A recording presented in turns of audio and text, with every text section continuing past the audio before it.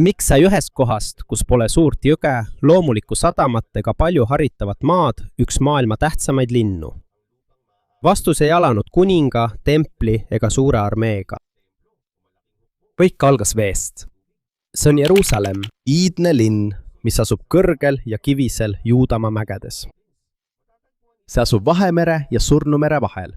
See ei ole nagu teised iidsed linnad, mis asuvad suurte jõgede või rannikute lähedal. Kuid siin on üks asi, mis oli esimeste elanike jaoks väga oluline. Ja see on Gihoni allikas. See on looduslik allikas, mis varustab värske veega kuiva piirkonda. Ajal, mil polnud veel kaasaegseid torusid, veepaake ega masinaid vee hoidmiseks, oli allikas väga oluline. See võis olla põhjuseks, miks terve kogukond kas elas või suri. Umbes 3500 aastat enne Kristur olid inimesed, kes hakkasid elama kivisel künkal allika lähedal. Nende kohta teatakse vähe, sest nad ei jätnud maha kirju ega suuri hooneid, mis selgelt ütleksid, kes nad olid. Arheoloogid leidsid vaid lihtsa asula jälgi ja esimesed, kes siin elasid, olid kanaanlased.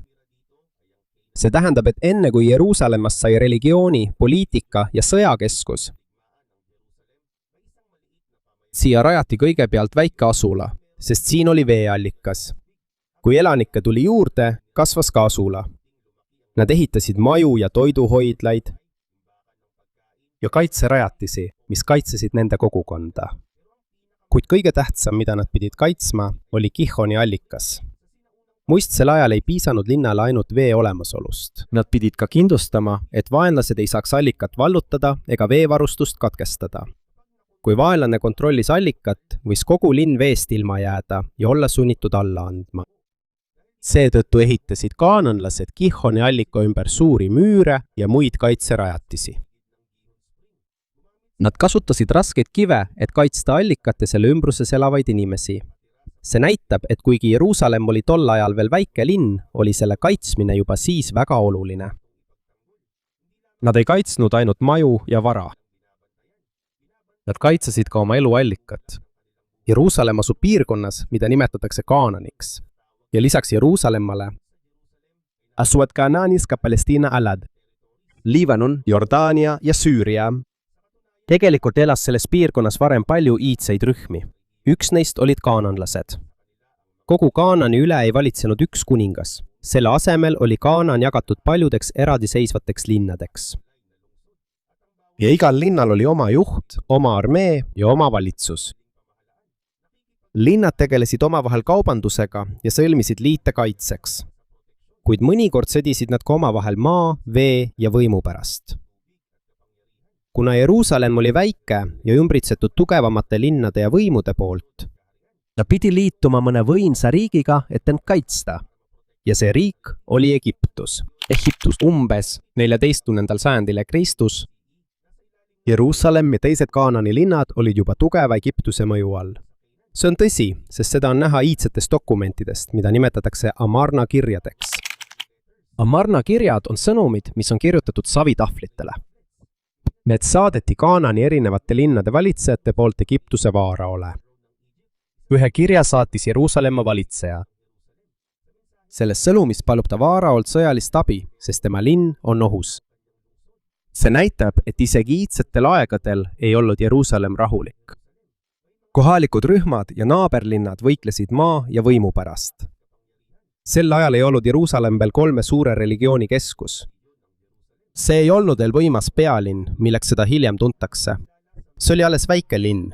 Linn, millel oli tugev kaitse, oluline allikas ja juht, kes lootis Egiptuse abile. Iidsetes dokumentides Jeruusalemma kutsuti Urussalim või Urushalim. Mõnede ajaloolaste sõnul võib see nimi pärineda sõnast Shalem, mis oli ühe vana kaananlaste jumala nimi. Kuid hiljem hakati sõna Shalem seostama terviklikkuse, turvalisuse ja rahuga. See on lähedane ka heebrea sõnale shalom ja araabia sõnale salam, mis mõlemad tähendavad rahu. Kuid oma nime tähendusele vastupidiselt on Jeruusalemm korduvalt olnud sõdade ja võitluste keskpunkt. Järgnevatel tuhandetel aastatel tulevad siia kuningad, prohvetid, preestrid, sõdurid, keisrid ja vallutajad. Nad ehitavad templeid, lõhuvad müüre ja võitlevad korduvalt linna kontrolli pärast. valitsejad vahetuvad, kuningriigid langevad, kuid Jeruusalemm jääb püsima.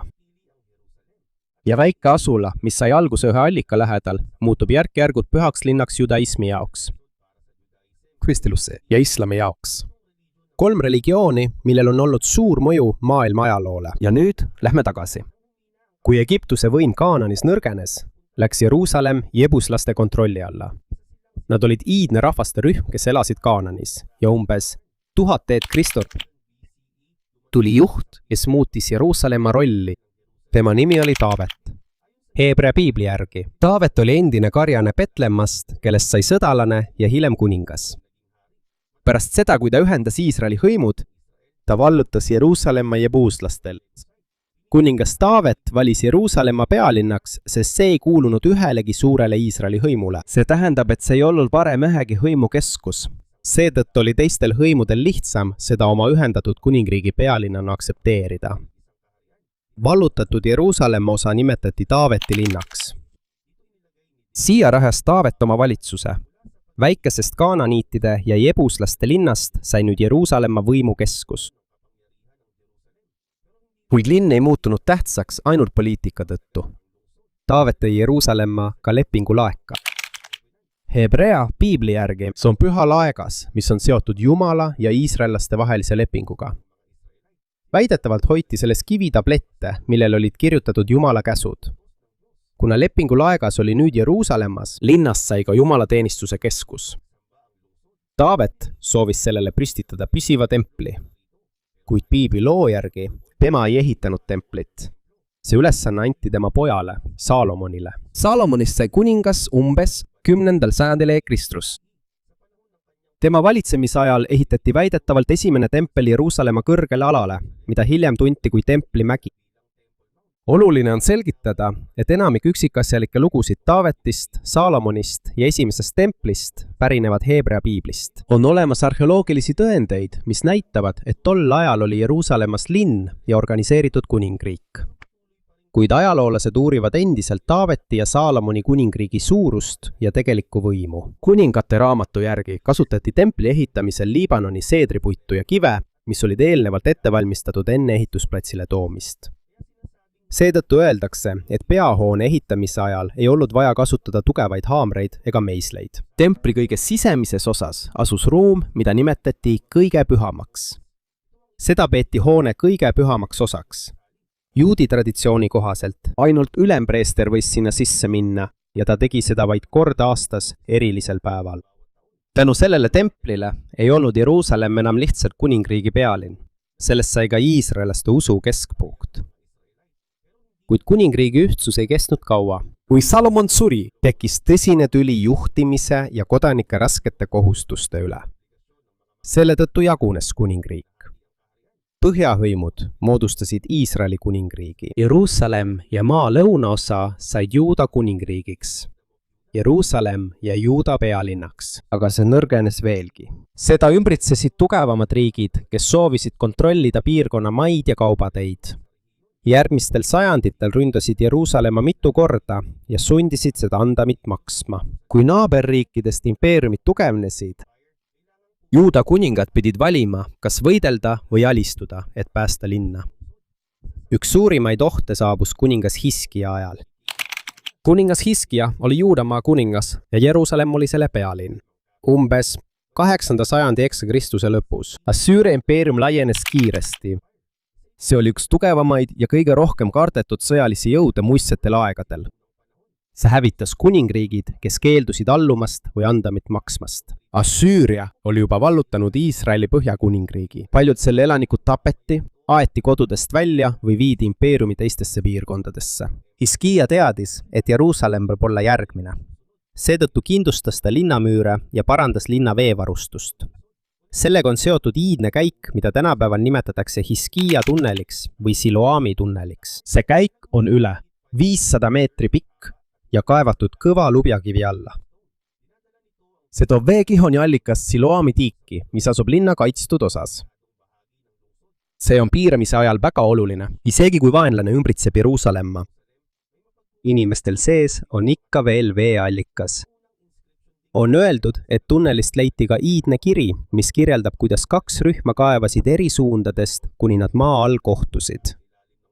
Siiski vaidlevad teadlased endiselt selle üle, millal täpselt tunnelit alustati ja kas Assüüria oht oli tõesti selle rajamise peamine põhjus. Aastal 701 EK Kristus Assüüria kuningas Senaherib hündas Juudamaad ja vallutas paljud selle kindlustatud linnad. Tema armee jõudis Jeruusalemma, kuid nad ei suutnud pealinna täielikult vallutada. Iidsed ülestähendused annavad juhtunule erinevaid seletusi. Heebrea piibli järgi Jumal päästis Jeruusalemma. Senaheribi enda ülestähendustes ütles ta, et ta hoidis Hiskiat Jeruusalemmas lõksus ja sundis teda maksma suurt andami. Kuid Senaherib ei öelnud ka, et oleks linna vallutanud. Mis iganes täpne põhjus ka polnud, Jeruusalemm jäi Assüüria eest päästetuks. Aga see ei tähenda, et see oleks igavesti kaitstud. Üle sajandi hiljem Babyloonia sai piirkonna kõige võimsamaks impeeriumiks. Seda juhtis Nebukadnetsar II. Aastal 597 Kristus. Babyloonia armee vallutas Jeruusalemma. Kuningas, ametnikud, oskustöölised ja mõned juuda tähtsaimad kodanikud viidi Babyloniasse. Pärast seda pani Nebukadnetsar ametisse uue juhi, kes pidi tema käske täitma. Kuid ka see kuningas hakkas vastu.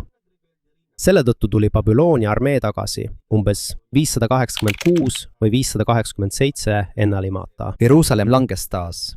Tempel põletati maha, müürid hävitati ja palju rohkem juuda elanikke viidi Babyloniasse.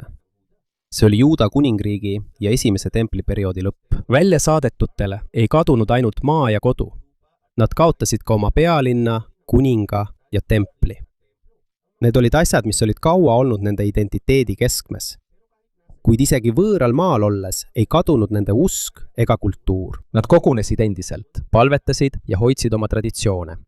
Sel ajal muutusid nende seadused, lood ja uskumused veelgi olulisemaks, sest neil polnud enam templit, kuhu minna. Peaaegu 50 aastat hiljem nende olukord muutus järsku. Aastal 539 EK Kristura Küros suur Pärsiast vallutas Babyloonia. Pärsia valitsus oli tuntud selle poolest, et andis rohkem vabadust mõnele rühmale, kelle Babyloonia oli pagendusse saatnud. Juudi rahval, kes soovisid Jeruusalemma naasta, lubati seda teha. Pärsia valitsus toetas ka templite taasülesehitamist ja kohalike traditsioonide taastamist erinevates impeeriumi piirkondades. Kuid tagasipöördumine ei olnud lihtne.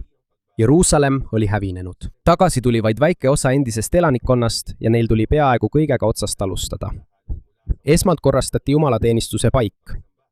Pärast mitmeid viivitusi ja vastuseisu teistelt rühmadelt, teine tempel valmis umbes 516 EK Kristusa. See polnud nii suur ega nii ilus kui tempel, mida kirjeldati Saalomoni ajal. Aga see oli siiski tähtis, sest juudi rahval oli taas koht, kus jumalateenistusi pidada. Hiljem taastati Jeruusalemma müürid Nehemia juhtimisel. Järk-järgult tulid tagasi majad, kaubandus ja normaalne elu linna. Pärsia võimu all oli Jeruusalemm vaid väike osa tohutust impeeriumist. Sellel polnud enam oma võimsat kuningat, kuid see koges pikemat stabiilsuse perioodi. Pärsia võim lõppes, kui saabus Aleksander Suur. Aastal 332 EK Kristus tema Makedoonia armee vallutas piirkonna. Pole selget kaasaegset ülestähendust, mis kirjeldaks suurt lahingut Jeruusalemmas. Seega on tõenäoline, et linn läks Aleksanderi kontrolli alla koos teiste ümbruskonna alade alistumisega. Aleksanderi impeerium ei kestnud kaua, sest ta suri aastal 323 EK Kristuse. Kuna tal polnud selget pärijat, kes suudaks kogu impeeriumi juhtida, hakkasid tema kindralid tema vallutatud maade pärast omavahel võitlema. Jeruusalemm läks esmalt Egiptuses baseeruva Ptolemaioste kuningriigi valdusse. Hiljem vallutas selle Süürias baseeruv Seleukiidide impeerium. Koos valitsejate vahetumisega levis piirkonnas ka kreeka keel. Haridu arhitektuur, sport ja eluviis. Selle kultuuri levikut nimetatakse heleniseerimiseks. Mõned juudi perekonnad võtsid omaks osa kreeka kultuurist. Kuid olid ka neid, kes uskusid, et nende enda religioon ja traditsioonid võivad kaduda, kui selle mõju liiga tugevaks muutub. Pingestus kasvas Antiochos 4. ajal, Seleukiidide impeeriumi kuningas, 2. sajandil EK Kristur. Juudi kogukonnas tekkisid lahkhelid ning Seleukiidide valitsus sekkus templi juhtimisse. Kui segadus süvenes, keelati mõned juudi usukombed. Vanajuudi allikate kohaselt templit rüvetati samuti ja seda kasutati kreeka usundiga seotud jumalateenistusteks juudi rahva jaoks. See oli otsene rünnak nende usu kõige pühamale paigale. selle tõttu algas Makabite ülestõus. seda juhtis preestrite perekond, kuhu kuulusid Juuda Makaabi ja tema vennad. Selle asemel, et kohe avatud lahingus suure seleukiidide armeega vastamisi minna, kasutasid nad kiireid rünnakuid ja nutikust. Mägedes aastal 164 ehk Kristune mässulisel vallutasid Jeruusalemma tagasi ja pühendasid templi taas juudi jumalateenistusele. See piritsemine on Hanuka pidustuse algus. Sellest mässust sündis Hasmonea dünastia. Nende kontroll laienes järk-järgult, kuni Jeruusalemmal oli taas oma juudi valitsus. Kuid aja möödudes tekkis valitsevas perekonnas troonitüli. 2 vastandlikku poolt otsisid abi uuelt piirkonna suurvõimult, Roomalt. Aastal 63 ehk Ristursa Rooma kindraal Pompeius saabus Jeruusalemma. Selle asemel, et lihtsalt tüli lahendada, piiras ta linna sisse ja sisenes templisse. Pompeius läks ka kõige pühamasse, paika, kuhu ei tohtinud niisama siseneda. Ta ei võtnud sealt midagi, kuid tema teguviis andis selge sõnumi. Jeruusalemmal ei olnud enam tõelist vabadust. See oli nüüd Rooma võimu all. Juudamaad ei juhtinud alati otse Rooma ametnik. Rooma kasutas kohalikke kuningaid, kes olid neile lojaalsed. Kõige tuntum neist oli Herodes Suur. Herodes sai kuningaks 37 ekste Kristuse. Ta suutis oma võimu säilitada, sest oskas Roomaga läbi saada. Kuid ta oli ka julm valitseja ja lasi tappa isegi mõned oma enda perekonna liikmed, kui arvas, et nad austavad tema trooni. Sellest hoolimata ta oli üks suurimaid ehitajaid Jeruusalemma ajaloos. Ta laiendas templimäge, ehitades tohutu platvormi, mida toetasid tugimüürid. Ta suurendas ja kaunistas ka teist templit, muutes selle üheks kõige imetlusväärsemaks ja tähtsamaks hooneks piirkonnas. Templimäe läänepoolse tugimüüri osa on säilinud tänapäevani. Seda nimetatakse läänemüüriks ja see on üks kõige pühamatest paikadest juudi rahva jaoks. See ei ole otseselt templi sein, vaid osa suurest tugimüürist, mis ehitati Herodese ajal. Rooma kontrolli all Herodese perekonna valitsemise ajal sündis Jeesus lähedal asuvas Petlemmas. Kui Jeesus suureks kasvas, ta läks Jeruusalemma ja õpetas templi ümbruses. Ta saabus sinna paasapühade ajal, mil tuhanded juudi palverändurid tulid linna. Kuna Rooma oli väga tundlik võimalike ülestõusude suhtes, oli turvameetmed selliste suurte kogunemiste ajal väga karmid. Jeesus arreteeriti ja viidi Rooma maavalitseja Pontius Pilatuse juurde. Ta mõisteti ristilöömiseks väljaspool linna, paigas, mida evangeeliumides nimetatakse Golgataks. Jeesuse ristilöömist Pontius Pilatuse ajal peavad enamik ajaloolasi tõeliseks sündmuseks. Tema järgijate jaoks tõusis ta aga 3 päeva pärast surnust üles. Ülestõusmine on usu küsimus, kuid sündmustel Jeruusalemmas oli selge mõju. Jeesuse väikese järgijate rühma hulgast levis Kristus Rooma impeeriumi eri osadesse ja hiljem üle kogu maailma. Samal ajal jätkus pingete kasv Rooma valitsuse ja Juudamaa juudi elanikkonna vahel. Maksud olid kõrged, mõned ametnikud kuritarvitasid oma võimu ning paljud kodanikud olid vastu välismaise impeeriumi kontrollile. Aastal 66 MAI algas suur juutide ülestõus Rooma vastu. Alguses õnnestus mässulistel mõnes lahingus võita, kuid Rooma saatis suurema armee mässu mahasurumiseks. Aastal 70 MAI-t juhtis Titus piiramist. Jeruusalemmas mitu kuud oli linn ümber piiratud, toit sai otsa, nälg levis ja Jeruusalemma sees puhkesid lahingud erinevate juudi rühmituste vahel. Kui Rooma armee sisse tungis, põletasid ja hävitasid nad teise templi. Paljud inimesed hukkusid, vangistati või müüdi orjadeks. Ajaloolane Joosepus ütles, et üle 1 miljoni inimese hukkus ja peaaegu 100 000 võeti vangi. Kuid paljud kaasaegsed ajaloolased peavad tema antud hukkunute arvu liiga kõrgeks. Turvalisem on öelda, et piiramise ja sellega seotud lahingute käigus võis surma saada 10 000 inimesi. Templit ei ehitatud pärast selle hävitamist aastal 70 MAI enam kunagi uuesti üles. Kuid ka sellega ei lõppenud Rooma ja juudi elanikkonna vaheline võitlus. Umbes aastal 130 MAG otsustas keiser Hadrianus ehitada Jeruusalemma uuesti üles Rooma kolooniana. Seda hakati kutsuma Elia Capitolina ning plaaniti ehitada sinna Rooma templeid ja hooneid. Sellega koos kasvas hirm, et linna juudi identiteet kaob täielikult. Aastal 132 MAG algas uus ülestõus Simon Bar Kokhba juhtimisel. see ülestõus oli organiseeritum ja ulatuslikum, kui Rooma ootas. Mõne aasta jooksul kontrollisid mässulised mõningaid Juudamaa osi ja rajasid oma ajutise valitsuse, kuid Rooma ei kavatsenud oma territooriumist loobuda. Rooma saatis suure armee ja hakkas ükshaaval purustama mässuliste kindlusi ja peidupaiku. See lahingute jada tõi Jeruusalemmale ja Juudamaale taas ränka hävingut ning viis lõpuks linna nime muutmiseni ning välimust ning muutis ka seda, kes tohtisid iidses linnas elada. Rooma alistas Šimon bar Kokba ülestõusu aastal 135 peks Kristuns. Paljud juudid hukkusid, vangistati või aeti maalt välja. Jeruusalemm muudeti Rooma linnaks ja nimetati ümber Aelia Capitolinaks.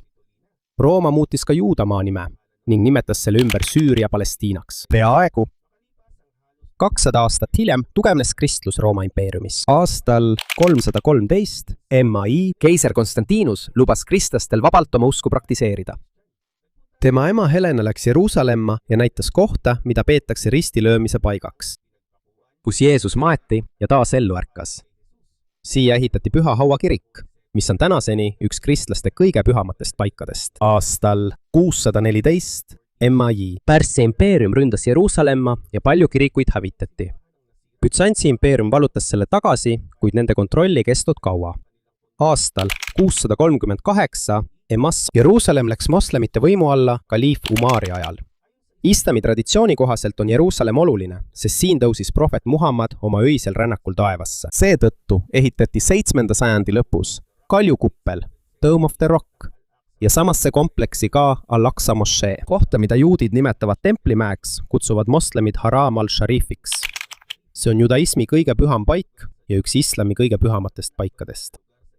Järgmistel sajanditel Jeruusalemma valitsesid erinevad moslemi dünastiad, kuid aastal 1099 Belgrustun see vallutati Euroopa ristisõdijate poolt. Pärast linna vallutamist tapsid või ajasid nad välja palju moslemeid ja juute. Jeruusalemm muudeti kristlikuks kuningriigiks, aga see ei kestnud kaua. Aastal 1187 BGSR Saladin võttis linna tagasi. Ta ei korraldanud massimõrvu. Paljudel kristlastel lubati lahkuda ja juutidel lubati taas linna naasta. Ristisõdijad üritasid Jeruusalemma tagasi vallutada, aga nad kaotasid selle üle lõplikult kontrolli aastal 1244 BGR. Aastal 1517 BGR läks Jeruusalemm Osmanite impeeriumi valdusesse. Suleiman Suure valitsemisajal ehitati vanalinna müürid uuesti üles. Enamik Jeruusalemmast tänapäeval lähtavatest müüridest pärineb tema ajast.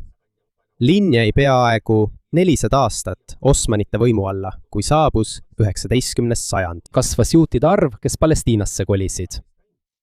Tugevnes ka sionism, liikumine, mis toetas juutide oma riigi loomist nende ajaloolisel maal.